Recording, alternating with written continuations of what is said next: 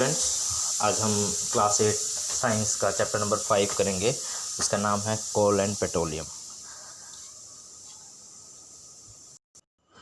हमारा सबसे पहला टॉपिक है नेचुरल रिसोर्सेज कि what is the meaning of natural resources. Natural resources होते क्या हैं? तो वे सभी रिसोर्सेज जो हमें नेचर से प्राप्त होते हैं। The resources that are obtain from nature are known as natural resources.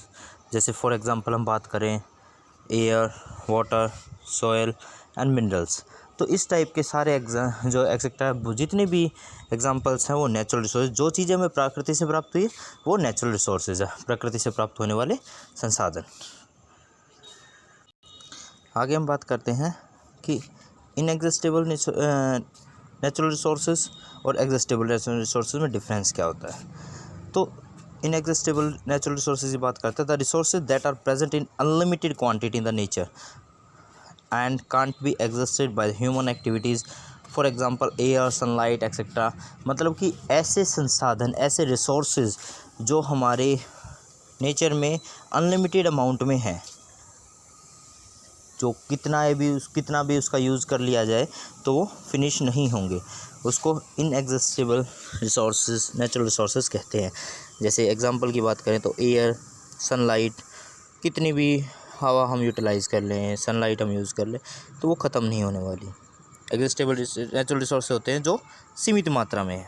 The resources that are present in the limited quantity, ऐसे रिसोर्सेज जो लिमिटेड क्वांटिटी में हैं उसको एग्जिस्टेबल नेचुरल रिसोर्सेज कहते हैं।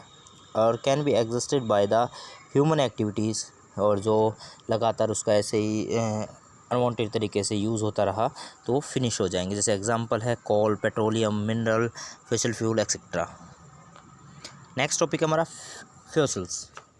फ्यूल्स का मीन्स है the remains of the part of plants and animals transport over time in a fuels.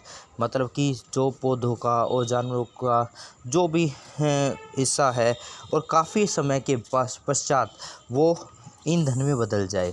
Fuels का मतलब होता है ईंधन। Some existable natural resources from the dead remaining living organism are known as fossil fuels like coal, petroleum, natural gases. Coal is a fossil fuel. They are formed by the decaying of vegetation of existing million of years ago and not crystalline form of the carbon. मतलब कहने का मतलब ये है कि जितने भी ये फ्यूल्स क्या होते हैं, ईंधन होता है, ठीक है। फॉसिल्स जो मतलब पौधों से, जानवरों के लंबे समय के बाद ट्रांसफॉर्म हो जाते, बदल जाते हैं, जिसको फॉसिल्स कहते हैं। जो नेचुरल रिसोर्सेज होते हैं जो डेड लिविंग ऑर्गेनिज्म से हमें प्राप्त होते हैं एज फॉसिल फ्यूल। जैसे एग्जांपल की बात करें तो कोयल हो गया, पेट्रोल हो गया, नेचुरल गैसेस हो गई। उसी तरीके से आगे बात करते हैं, coal is a fossil fuel. कोयल एक फॉसिल फ्यूल है that are formed by the decaying of the vegetation which exist million of years. It is non crystal form of carbon. ये एक कार्बन की फॉर्म में होता है। नेक्स्ट टॉपिक है हमारा कार्बोनाइजेशन। कार्बोनाइजेशन क्या होता है? The slow process of conversion of dead vegetation into the coal is called carbonation. मतलब वो धीमी प्रक्रिया जिससे जो मृत पेड़ पौधे हैं जिससे वो क्या बन जाते हैं, कोयल बन जाते हैं काफ़ी टाइम के बाद।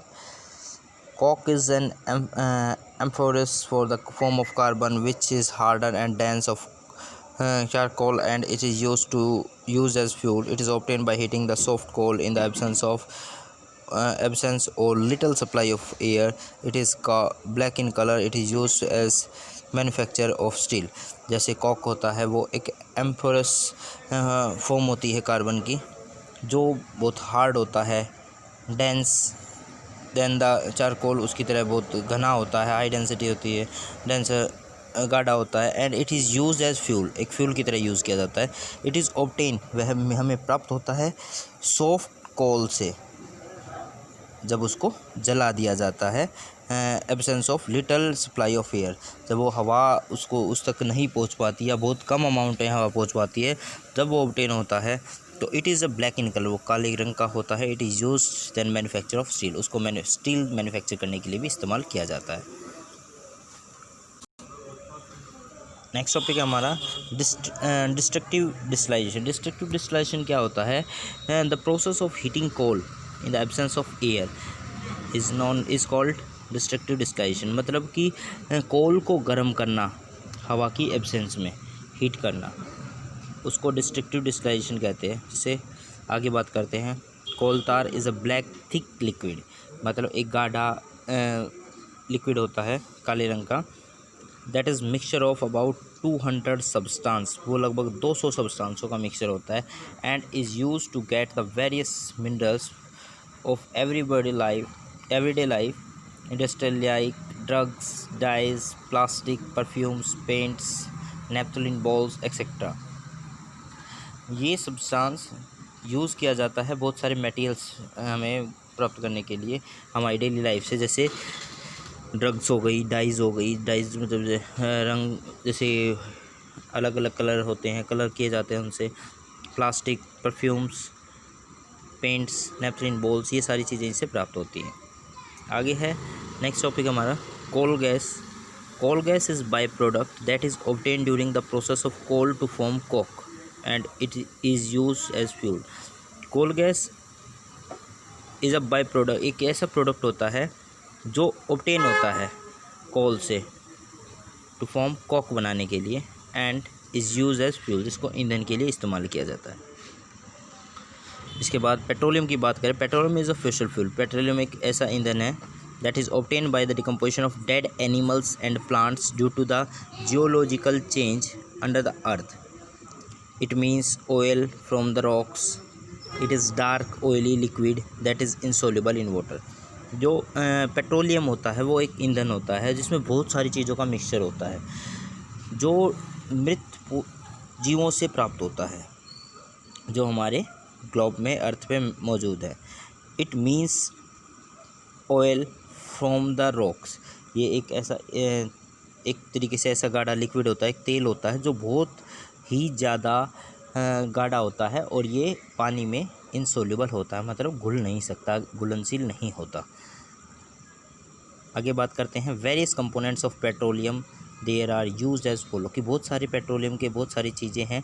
जैसे पेट्रोलियम गैसेस की बात करते हैं तो पहली LPG gas, LPG liquefied petroleum gas, जिसको हम घरों में यूज़ करते हैं, fuel for homes as industries. Petrol की बात करते हैं तो ईंधन का काम करता है फॉर, जैसे यूज़ उसका होता है जैसे मोटर्स, फ्यूल, और जैसे बहुत सारी चीज़ों में हम पेट्रोल का हमें पता है कि हम अपने व्हीकल्स में एज अ फ्यूल काम करता है, तभी वो रन कर पाता है। आगे बात करते हैं kerosene oil, fuel of for stoves, जो स्टोव्स पहले टाइम में स्टोव्स होते थे तो उनमें चलाए, लैंप्स और जेट एयरक्राफ्ट, ये चलाने के लिए केरोसिन का यूज़ किया जाता है। Diesel, fuel for heavy motor vehicles, heavy motor vehicles के डीजल, जैसे ट्रक वगैरह होते हैं, इन चीज़ों में ये यूज़ जनरेटर वगैरह यूज़ करते हैं। उसके बाद लुब्रिकेंट्स ऑयल, जैसे हम ग्रीस हो गया, हमारे पेंट्स हो गई, ये सारी चीज़ें। प्रेफिन्स वैक्स, ये क्या होते हैं, कैंडल वैक्सिंग, जैसे एक तरीके से मोम, ये भी उसमें मौजूद होता है। बिटुमिन जैसे पेंट्स हो गए, रोड्स सरफेसिंग होगी जिससे क्लीन किया जाता है, तो ये सारे बिटुमिन्स वगैरह ये सब इसके पार्ट है। पेट्रोलियम रिफाइनिंग क्या होता है student? The process of separating the different constituents fraction of petroleum is called petroleum refining. ऐसी प्रक्रिया जिससे बहुत सारी चीज़ों को अलग अलग तरीके से पेट्रोलियम में से अलग किया जाता है, उसको पेट्रोलियम रिफाइनिंग कहते हैं। तो अलग करने की प्रक्रिया को पेट्रोलियम रिफाइनिंग कहते हैं। जैसे natural gas is very important fossil fuels that is stored under the high pressure and easy to transport through the pipes and refers to the CNG, compressed natural gas. It is non-polluted. It helps to manufacture a number of chemicals and fertilizers. जैसे natural gases को अलग कर दिया जाता है जो आसान होते हैं कंप्रेस करने में, किसी भी चीज़ में डालने में, जिससे जो पोल्यूशन लेस होती हैं। आगे बात करते हैं कोल क्या है? कोल फॉसिल फ्यूल होता है formed by the decaying of vegetation and exist the many year of year. जैसे कोल जो होता है, कोयला जो होता है, वो जब पेड़ पौधे जो हमारे होते हैं तो वो बहुत साल पहले, जो वो मिलियन ईयर्स अगो पहले क्या हो गया था, जैसे कि ये लगातार दबते चले गए, दबने से अब वो जो हाई प्रेशर की वजह से अब वो कोयले की फॉर्म में निकल रहे हैं। कोयल गैस क्या होती है? Coal gas is obtained by the product during the process of coal to form the coke and is use as fuel. Coal gas जो obtain by the product during the processing of coal coal की process से form होती है, जिसे Coke कहा जाता है, and is use as fuel, उसको ईंधन के रूप में इस्तेमाल किया जाता है। कोल तार, it is black thick liquid, एक गाढ़ा लिक्विड होता है ब्लैक कलर का, इन अनप्लेजेंट स्मेल, जिसकी खुशबू काफ़ी, जिसमें गंध होती है, काफ़ी बदबूदार होती है, obtain by the processing coal, coal से वो डेवलप होता है। Coke, tough porous and black substance obtain by the processing coal, coal से ये प्राप्त होता है, जैसे पीछे ही पढ़ा हमने। फॉसिल फ्यूल्स, ईंधन, जैसे dead remaining living organism buried obtain the years like the coal, petroleum, natural gases, fossil fuel, जैसे कोयले से पेट्रोलियम गैस, नेचुरल गैस, ये सब ईंधन का काम करते हैं। Natural gas is very important fossil fuel, it is a clean fuel. Natural gas जितनी भी होती हैं ये ज़्यादातर इसको क्लीन फ्यूल के नाम से जाना जाता है, क्योंकि ये पोल्यूशन बहुत कम फैलाती हैं। आगे बात करते हैं पेट्रोलियम की। It is a dark oily liquid, ये एक गाढ़ा ऑयली लिक्विड होता है, which is unpleasant order, it is source of petrol and diesel, इसमें पेट्रोल डीजल का मिक्सचर होता है, एक गाढ़ा लिक्विड होता है जिसमें फॉर्मेशन होती है। आगे है पेट्रोलियम रिफाइनरी। रिफाइनरीज का मतलब है जहाँ पे इसको किया जाता है separate. Petroleum refinery is the place where the process of separating the various constituents of the petroleum is carried out, जिसमें अलग अलग इसके पार्टिकल्स को, अलग अलग चीज़ों को सेपरेट किया जाता है, उसको पेट्रोल रिफाइनरीज़ कहा जाता है। तो जहाँ पे वो किया जाता है वो रिफाइनरीज़ कहा जाता है, और रिफाइनिंग का मतलब होता है उसको सेपरेट करना। आई होप स्टूडेंट्स सभी को समझ में आ गया होगा। अगर किसी को भी कोई भी डाउट है तो वो मुझसे पूछ सकता है, और ये सारे के सारे पॉइंट्स जो डिफ़ाइन मैंने लिखवाए हैं, ये इसमें वीडियो में हैं, वो सभी फेयर नोटबुक में राइट डाउन करने हैं। Thank you students.